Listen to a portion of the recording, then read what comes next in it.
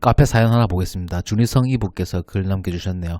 어디다 물어볼 것도 없고 해서 여기다 고민 상담 부탁드려봅니다. 요거 제 이력서거든요. 제가 한번 보여드릴게요. 물론 어디에 어플라이 하느냐에 따라서 이 이력서의 포메이션도 좀 달라집니다. 올해로 만 50세 되는 한 가정의 가장입니다. 전기과장 하실 것 같으면은 전기안전관리자를 필수적으로 선임하셔야 될 것이고 소방안전관리자도 옵션으로 선임해야 될 수도 있기 때문에 딱 요 두 가지만 쓰시면 됩니다. 나머지 전기공사기사, 소방설비산업기사, 산업안전기사 이런 거 쓰지 마세요. 만약에 시설관리, 시설과장님 하실 것 같으면은 여기서 딱 필요한 자격증은 전기기사하고 소방안전관리자 1급 딱 요 두 가지만 쓰시면 됩니다. 처음에 100의 노력이 아니라 70의 노력, 60의 노력, 50의 노력으로 이렇게 자격증을 쌓아 나갈 수 있긴 해요. 근데 그럼 뭐해? 이따 어디다 써먹을 거예요? 헛짓거리라고. 걱정 안 하셔도 됩니다. 바로 일자리 구할 수 있습니다. 좀 극단적으로 얘기했을 때 좀 짜쳐 보입니다. 존경하는 국민 여러분 반갑습니다. 정치, 경제, 문화, 역사, 인문, 사회, 철학, 심리, 세계사, 청년 실업, 노인 빈곤, 세상 모든 것들에 대한 올바른 시선과 비판적 사고, 날카로운 통찰과 창조적 시선으로 들여다보는 철PD 종합편성입니다. 금전적인 문제로 현재 직장의 명퇴를 심각하게 고민 중에 있고요. 짧은 생각으로는 현재는 퇴직금이 아니면 해결이 안 될 것 같습니다. 일단 한번 계속 읽어보겠습니다. 자녀들이 고등학생, 중학생으로 아직 어려서 퇴사하면 쉬는 타임 없이 바로 직장을 구해야 되는 상황이고 나이가 있다 보니 현재 하는 일 쪽 이 관리직 직장은 못 구할 것 같습니다. 그래서 현재 고민하고 있는 분야가 시설관리 쪽입니다. 예전에 글을 한번 쓴 적도 있는데 시설관리 관련해서는 전기안전관리자 선임을 잠시나마 한 경험이 있고 현재 하고 있는 업무는 일반적인 사무관리, 설비관리, 안전관리를 하고 있습니다. 보유 자격증은 전기기사, 전기공사기사, 소방설비산업기사, 소방안전관리자 1급, 산업안전기사를 보유하고 있습니다. 철PD님 유튜브를 보면 관련 일자리는 많다고 말씀하시고 실제 주택관리사협회 구인란에도 보면 많은 인원을 뽑고 있는데 과연 앞서 말씀드린 제 경력과 자격으로 바로 일자리를 구할 수 있을지 걱정이 됩니다. 다른 유튜브를 보면 그렇게 쉽지 않다는 말들도 있어서요. 지금 상황이 너무 안 좋다 보니 은발에 오줌 누는 식으로 당장의 눈앞의 문제를 해결하고자 더 답이 안 나오는 상황으로 가지 않을까 하는 생각과 책임져야 할 가족들도 있어서 걱정이 많아서 고민글을 올립니다. 이런 고민에 충분히 공감이 됩니다. 진지하게 좀 고민을 하고 계시고 그러면 천천히 한번 살펴보도록 하겠습니다. 올해로 만 50세 되는 이제 가장님이시고 금전적인 문제로 이제 현재 직장을 명퇴를 심각하게 고민 중에 있다. 맞습니다. 이 나이 정도가 되면 목돈이 필요할 때가 있거든요. 누가 아프다든지 경조사가 크게 있다든지 아니면 자녀 등록금이라든지 여러 가지 형태로 또는 여러 가지 이유로 목돈이 반드시 들어가야 될 때가 있어요. 근데 여기서 두 가지 방법이 있습니다. 퇴직금을 먼저 빨리 좀 정산받는 방법이 있어요. 회사에도 얘기를 해가지고 내가 이러이러한 사정 때문에 또는 주택자금이라든지 기타 이유로 인해 가지고 목돈이 좀 필요한데 퇴직금을 좀 먼저 당겨 쓸 수 있느냐 거의 해줍니다. 어느 정도 수준이 되는 회사에서는 다 그렇게 해줍니다. 근데 안 되면 어쩔 수 없지만 그런 방법도 있다라는 거예요. 그러면 그 회사를 다니면서 목돈을 좀 이렇게 빨리 좀 운용해서 쓸 수 있는 방법은 되겠죠. 그게 도저히 안 되는 상황이라면은 다른 직장을 또 구해야 되는 상황이다.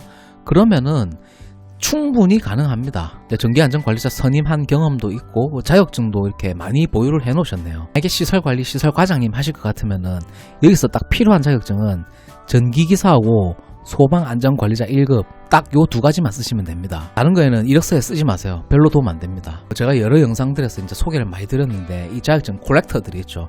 자격증 10개 20개씩 들고 책상에 쫙 깔아놓고 이질랄병 하지 말고 영상 찍으면서 얼굴에 일십자그으면서 존나 얘기했는 구질구질하게 자격증을 많이 쓰고 많이 이렇게 따놓은 걸 보면 채용하는 입장에서 조금 융통성 없어 보입니다. 너무 요령이 없어 보인다라는 거예요. 일에 대한 요령이라는 걸 말하는 게 아니라 어떤 삶에 대한 요령 같은 거예요. 굉장히 유연성이 떨어져 보인다라는 뜻이죠. 앉아서 자격증 공부하고 자격증 취득하고 거기에 대해서는 좀 잘할 수가 있어요. 이런 것도 자격증 취득도 하나의 그냥 요령 같은 거예요. 처음에 한두 개가 따기가 어렵지 3개, 4개부터는 처음에 100의 노력이 아니라 70의 노력, 60의 노력, 50의 노력으로 이렇게 자격증을 쌓아 나갈 수 있긴 해요. 근데 그럼 뭐해? 이따 어디다 써먹을 거예요? 다 헛짓거리라고. 좀 극단적으로 얘기했을 때 좀 짜쳐 보입니다. 요거 제 이력서거든요. 제가 한번 보여드릴게요.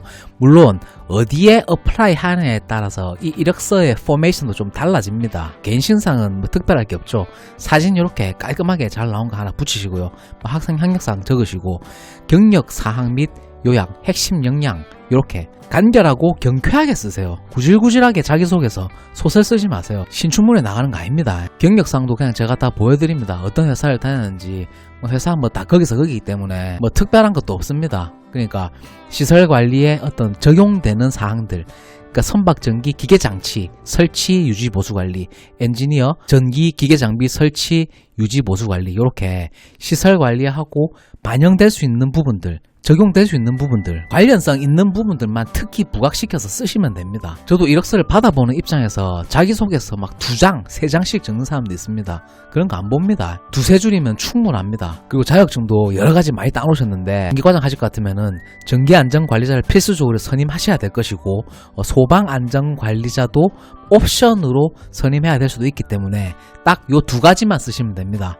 나머지 전기공사기사, 뭐 소방설비산업기사, 산업안전기사 이런 거 쓰지 마세요. 제가 만약에 사용자 입장에서 뭐 그런 이력서를 받았다. 자격증이 막 10개, 20개 된다. 저는 안 뽑습니다. 좀 융통성 없어 보이고 꽉 막혀 보일 수 있다라는 뜻이죠. 실제 주택관리협회 구인난에서도 많은 인원을 뽑고 있는데 이 경력과 자격으로 바로 일자리를 구할 수 있을지 걱정이 됩니다.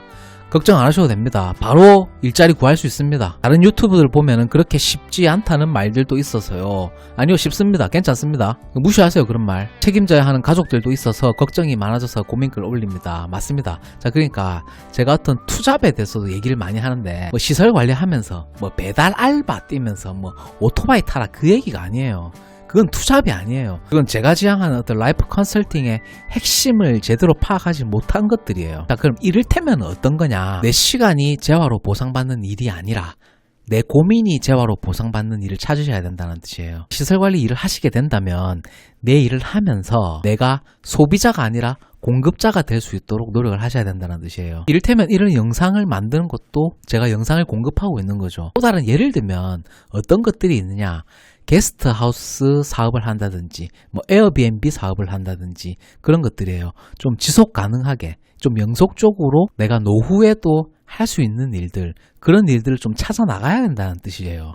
뭐 배달 알바, 시급 얼마 받는 것들, 이런 것들은 내 고민으로 보상받는 게 아니죠. 내 시간하고 그 최저임금하고 바꾸는 개념이에요. 그런 행위는 그렇게 오래도록 지속 가능하지가 않습니다. 게스트하우스 사업 같은 것들도 내가 그 휴식 공간을 고객에게 제공하는 거죠. 공급자로서의 역할을 수행하게 되는 거죠. 이제는 소비자가 아니라 공급자로서의 나는 어떤 역할을 할 수 있을까? 나는 세상에 어떤 서비스와 어떤 용역과 어떤 유의미한 가치를 제공할 수 있는 사람일까? 이제는 거기에 대해서 심각한 고민을 해보셔야 될 때가 왔다라는 뜻이죠.